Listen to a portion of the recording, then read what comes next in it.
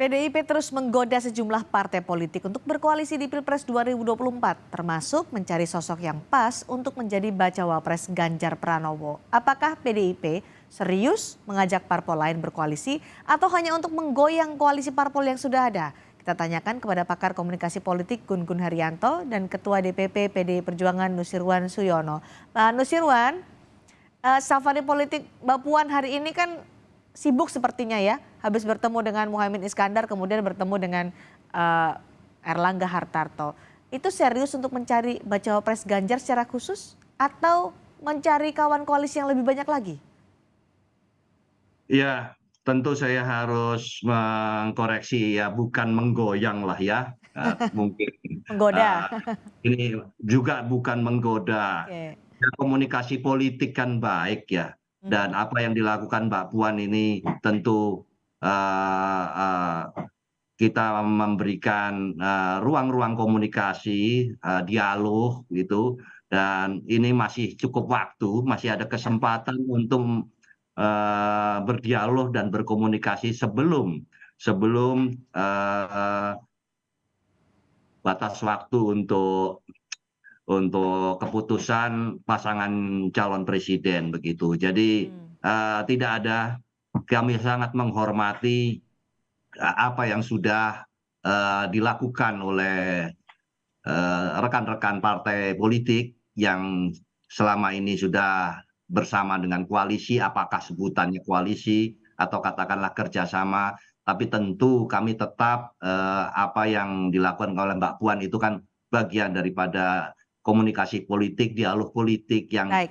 sangat Pak diperlukan. Nusirwan, kalau menghormati partai-partai politik yang sudah membentuk koalisi meskipun belum fix ya, tapi kan sudah 11 bulan PKB dengan Gerindra, kenapa masih menyatakan serius loh 2 kali Mbak Puan menyatakan bahwa Caimin masuk dalam koalisi atau dalam keradar bacawa pres Ganjar Pranowo ketika harlah PKB kemudian hari ini bilang serius untuk mengajak Caimin jadi kandidat bacawa pres, kan sudah bersama dengan Partai Gerindra.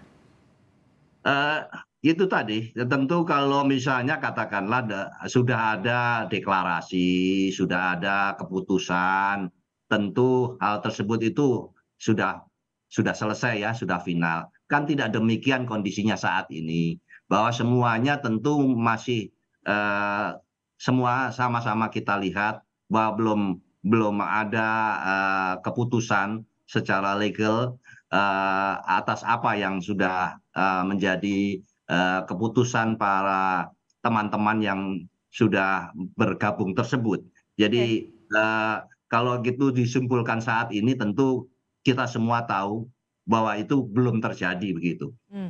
Baik, Mas Gun-Gun, kalau Pak Nusirwan kan menyatakan itu bukan menggoda, bukan mengganggu, tapi bentuk dialog, bentuk komunikasi antar partai politik. Tapi kalau Mas Gun-Gun melihat, ini memang Puan serius untuk mencari bacawa pres untuk Ganjar Pranowo, mencari kawan koalisi yang lebih besar lagi, atau sebenarnya untuk mengganggu koalisi yang sudah terbentuk secara pelan-pelan. Ada koalisi perubahan, ada koalisi antara Gerindra dan PKB, KKIR itu. Yang jelas Mbak Cindy, saya lihat, ada memang, upaya untuk persuasif ya, Mhm. untuk menggunakan diksi lain selain membujuk gitu ya, Mbak Cindy. Hmm. Jadi bagi saya sih ini bagian dari memang komunikasi politik, di dalamnya pasti ada persuasi. Ya. Kenapa? Karena PKB dan Golkar itu menurut saya, partai yang, sangat lentur ya, artinya akan sangat dipengaruhi oleh momentum, dipengaruhi oleh interaksi elit utama partai yang bersangkutan, sekaligus peluang yang kemudian menjadi investasi politik mereka di masa mendatang. Jadi komponen-komponen ini menurut saya membuat Mbak Puan Maharani itu mewakili tentu menjadi representasi dari PD Perjuangan untuk terus menggalang kekuatan Mhm. ya di faktor eksternal.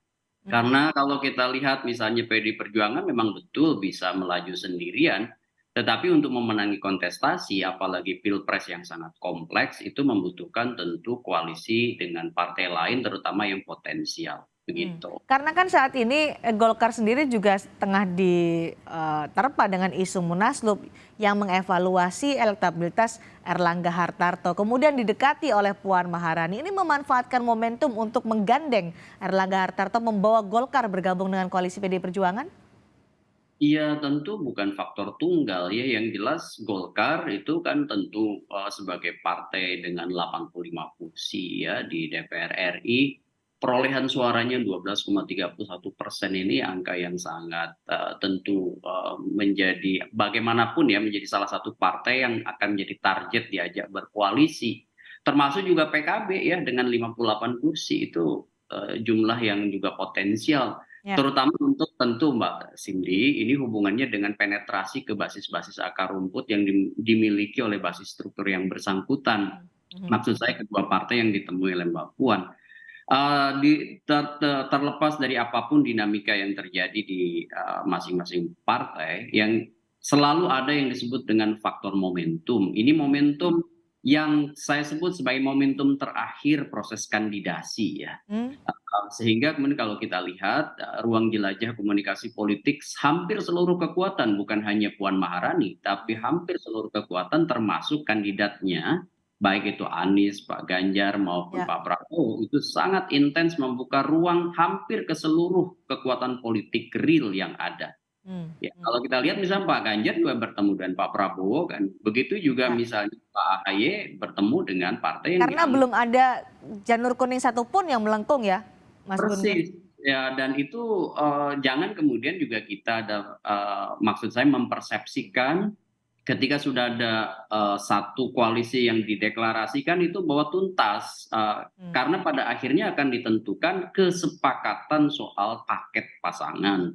Contoh misalnya kita lihat dari sejak 11 bulan lalu ya, antara Gerindra dengan PKB misalnya sudah digadang-gadang akan jadi satu koalisi. Belum tentu juga ketika misalnya di injury time nama paket pasangan capres cawapresnya itu berbeda. Pun demikian misalnya Golkar yang sudah punya koalisi dengan PAN, dengan P3 itu toh pada akhirnya kan berpotensi bubar jalan, ya kan? Untuk kemudian membentuk mungkin afiliasi-afiliasi baru sesuai dengan patron elit utama yang kemudian bandul atau pendulum politiknya mengarah ke siapa. Meskipun sindiran-sindiran sudah dilancarkan Caimin dia 11 bulan, tapi nanti koalisi ditentukan oleh takdir. Takdir ini kayak nanti akan membawa koalisi itu semakin fix. Pak Nusirwan, tadi Mbak Puan saya tertarik ketika Mbak Puan menyatakan bahwa serius nggak, ditanya oleh Caimin serius nggak, kami serius untuk mengajak Caimin menjadi salah satu kandidat bacawa pres. Tapi kemudian pernyataan Mbak Puan yang membuat terkesan keseriusan itu dipertanyakan karena ketika ditanya oleh Caimin nanti akan bertambah atau berkurang, bisa bertambah, bisa saja berkurang. Jadi seriusnya seperti apa kok masih masuk kandidat tapi bisa aja masih bertambah, masih berkurang gitu. Ya, nggak bisa sebuah pasangan calon itu hitungannya itu matematika demikian ya, berkurang, bertambah dan sebagainya. Tinjauannya tentu demikian luas, demikian menyeluruh dengan berbagai aspek untuk sampai kepada yang mana yang paling sesuai untuk pasangan calon memimpin pemerintahan, memimpin negara kelak begitu. Jadi mohon jangan pada perhitungan-perhitungan yang sifatnya praktis, perhitungan-perhitungan hanya elektoral saja. Jadi tapi apa yang dihitung? Apalagi juga hanya karena perhitungan-perhitungan yang sifatnya faktor-faktor jangka pendek ya, yang ini tidak cukup baik.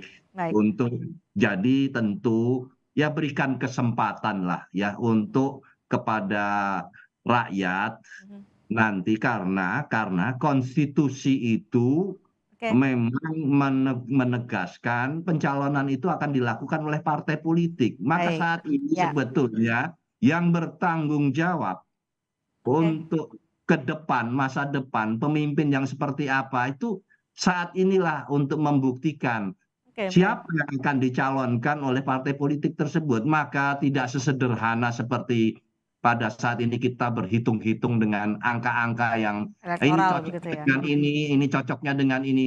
Tidak demikian. Kita Baik, sangat bertanggung jawab terhadap apa yang akan kita ajukan kelak. Itu baik. demikian. Kalau demikian terakhir untuk Mas Gun-Gun, Ya. seberapa besar peluang Muhaimin Iskandar menjadi bacawa pres Ganjar Pranowo setelah pertemuan ini?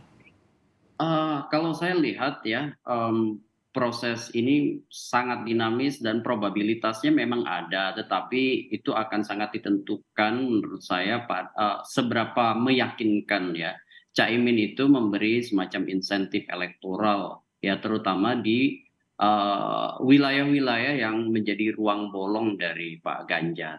Pak Ganjar saya lihat masih punya sejumlah banyak opsi nama ya.